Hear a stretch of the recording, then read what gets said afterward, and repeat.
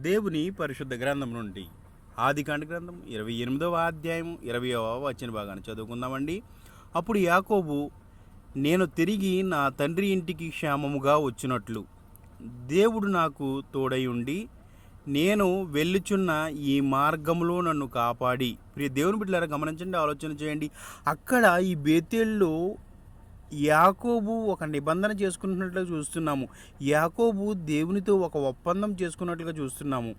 ఏమిటి అని గమనించినట్లయితే, అయ్యా, నేను వెళ్ళి మార్గం అంతట్లో నాకు తోడుగా ఉండి నన్ను కాపాడు అని ఆయన అడుగుచున్నట్లుగా చూస్తున్నాం, బ్రతిమాలుచున్నట్టు చూస్తున్నాము.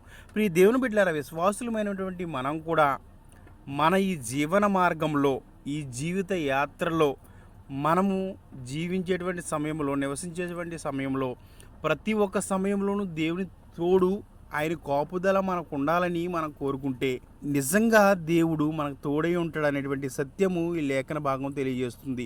విశ్వాసులమైనటువంటి మనం ఏ విధంగా జీవిస్తున్నాం?